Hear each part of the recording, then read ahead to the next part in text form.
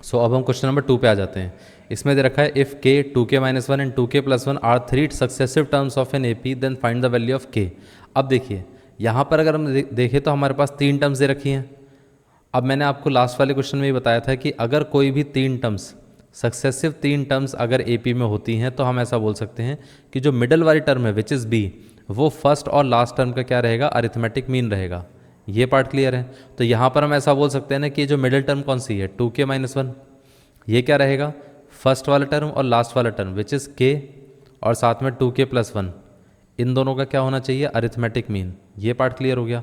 तो हम ऐसा बोल सकते हैं कि ये कितना रहेगा, अगर मैं 2 को इस तरफ मल्टीप्लाई कर दूं तो ये आ जाएगा 2 into 2k minus one and this one is k plus 2k plus one. तो ये आ गया 4k माइनस का 2 और ये आ गया 3k प्लस वन। अब 3k को हम इस तरफ ले जाते हैं और माइनस 2 को हम इस तरफ ले जाते हैं। तो 3k को जब हम इस तरफ ले जाएंगे तो ये आ जाएगा माइनस का 3k, और जब 2 इस तरफ आ जाएगा तो ये आ जाएगा प्लस का 2, और प्लस का 1 तो पहले से था। तो यहाँ से हमारे पास ओवरऑल आंसर कितना आएगा, 4k माइनस 3k आ जाएगा k, और ये 2 प्लस 1 कितना आ गया, 3 आ गया। ये आंसर है।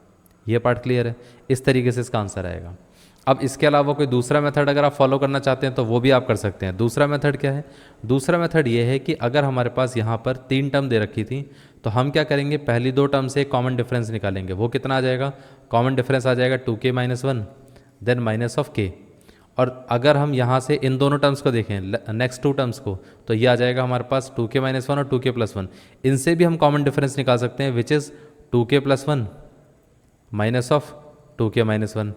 तो अगर हम कैलकुलेट करके देखें तो ये कितना आता है, 2k माइनस वन माइनस के which is k minus one, और यहाँ से कितना आ जाएगा, अब 2k minus one 2k plus one minus का 2k, और ये माइनस माइनस हो गया हमारे पास प्लस वन, तो 2k से 2k कैंसिल आउट हो गया, बचा कितना 2। अब अगर हम देखें तो इन दोनों इक्वेशन से कॉमन डिफरेंस तो सेम ही रहना चाहिए क्योंकि ए पी है। तो अगर कॉमन डिफरेंस सेम रहेगा तो मतलब फर्स्ट और सेकंड इक्वेशन से हम ऐसा बोल सकते हैं कि k माइनस वन की जो वैल्यू है वो 2k इक्वल है। तो 1 को अगर हम इधर शिफ्ट कर देंगे तो k की वैल्यू कितनी आ जाएगी, 3 आ जाएगी। ये है। आप चाहो तो इस मेथड से भी सॉल्व कर सकते हो, आप चाहो तो दूसरे मेथड से भी सॉल्व कर सकते हो, दोनों से आंसर सेम ही आएगा। आप पे डिपेंड करता है कि आप कौन सा मेथड अप्लाई करते हो।